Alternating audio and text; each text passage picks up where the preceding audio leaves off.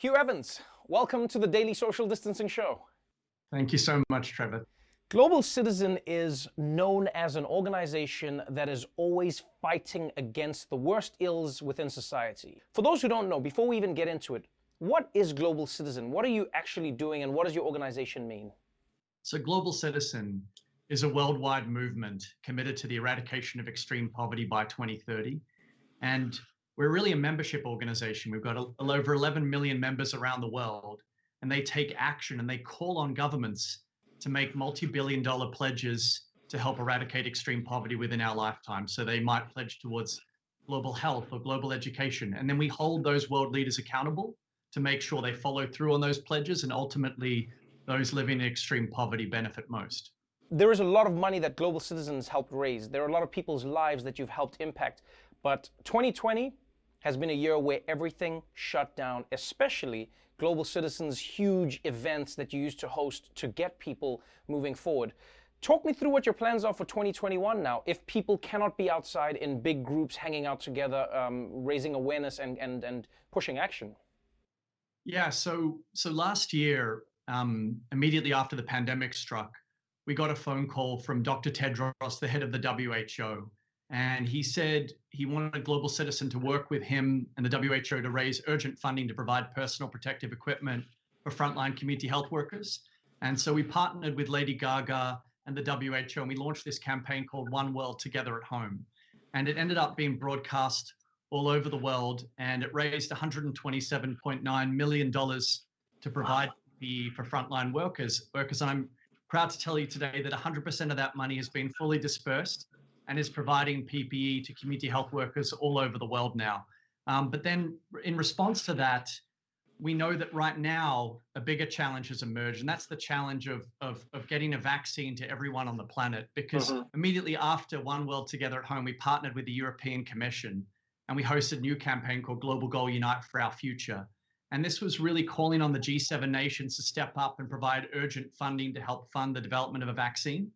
And we were amazed because all 7 of the G7 leaders pledged a total of $1.5 billion that went to fund both the Oxford AstraZeneca vaccine as well as the Moderna vaccines. And so in light of that, we now know that we have such a huge job ahead of us. So earlier this morning, Global Citizen Ambassador Hugh Jackman and artist Billie Eilish, together with the head of the WHO, Dr. Tedros, and the head of the European Union, and the head of your own government, the president of South Africa, Cyril Ramaphosa, joined us to launch what we've called the Global Citizen Recovery Plan for the world. This is 5 points designed to really put the world back on track to tackle COVID and recover better together. And so that's really the strategy for the year ahead. It seems like a monumental task. I mean, Global Citizen is having a conversation that some people aren't even ready to have because of where developed nations are. And that conversation is, what is going to be happening to developing nations, poorer countries who don't have the money for the vaccines, who may not have the infrastructure to roll out the vaccines, because many countries are saying, hey, I know that, African countries are going to need the vaccine. I know that all over Asia, people are going to need the vaccine, but Americans don't even have the vaccine. So when you're having these conversations, getting leaders to commit portions of their vaccine to poorer countries, how do you balance that out with the people in those countries who are saying, well, we need the vaccines. How can we be committing some of our vaccines to other people? Well, and I think we've all seen this with the new variants that are emerging of COVID-19, this truly is a global challenge, because you could get vaccinated tomorrow, or your grandma or your mom or your cousin could get vaccinated.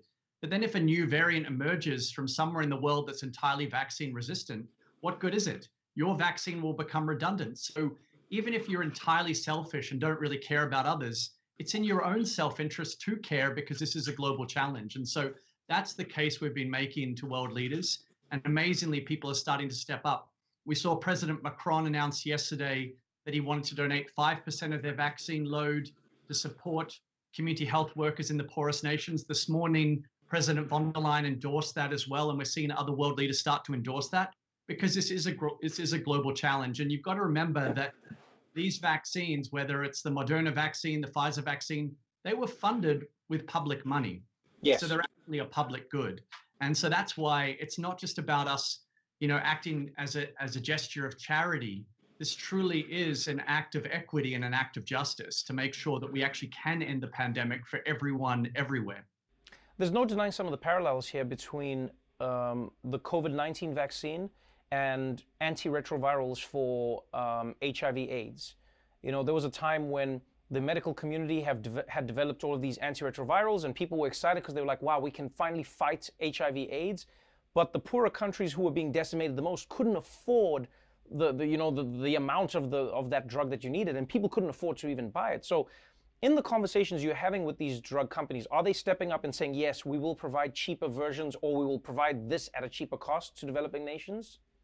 So currently, both Johnson & Johnson and Oxford AstraZeneca are providing non-profit rates for their vaccines, but other drug companies such as Moderna, they're simply too expensive right now. And if you speak to some of the leading advocates across Africa who are working so hard to make sure that the supply chains reach the continent, they're extremely frustrated right now. They're frustrated by the slow pace. And as you said, it has so many parallels dating back to the 90s when HIV/AIDS was ravaging across South Africa and antiretroviral drugs were available in the West, but it took years and in some cases decades for them to reach the poorest nations. Right now, there are literally 130 countries who have not received a single vaccine. And so even if we think, okay, great, my summer will open up, I'll have a vaccine and I can get back to life as normal, it's just not the case because a new variant will emerge from somewhere on the planet and that will become ultimately, eventually vaccine resistant, and you'll have to start the process all over again. And so that's why we have to act as a global community. Even if we're entirely inherently nationalistic, we have to do it for the sake of everyone. You have thrown what I would argue are some of the greatest, biggest, best concerts, and I guess, I mean, it is for charity, it is for a good cause, it is to help people out, but man, those parties are amazing. In South Africa, for instance, you had Jay-Z and Beyonce headlining a show. I mean, Ed Sheeran was performing with Beyonce on stage. You had some of the biggest acts.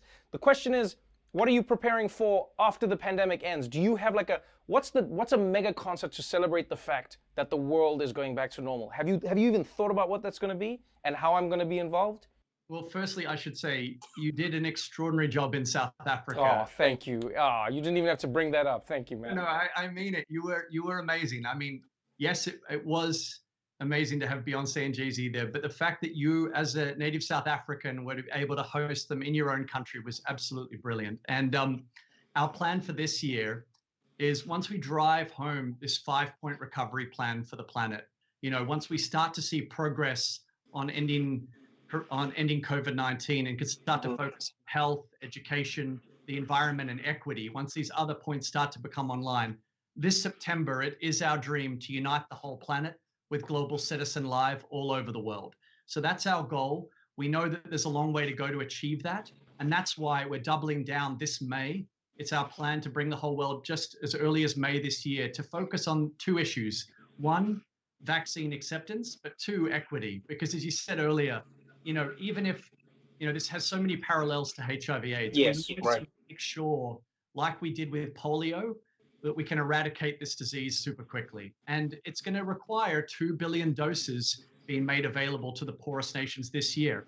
And to put that into some perspective, because it might seem like a lot, if we just right now allocated 0.5% of all the doses the G7 have already secured, that's enough to vaccinate every community health worker across Africa right now. So it's not a lot. You know, this is something that we can all do. And so, yes, we need pharmaceutical companies to provide that non-profit pricing we talked about earlier. But there's one other opportunity I want to share with you. This Friday, the G20 are meeting, and they're going to be making a decision about whether to unlock $500 billion in new financing through an IMF special purpose vehicle. This is one of those rare opportunities, like what happened with the financial crisis, where the whole world can act as one and unlock new financing to end COVID-19. So we want the US government to step up. We want all of the G20 to step up and make this available because this will benefit the continent the most. Well, it'll be exciting to see what you get up to.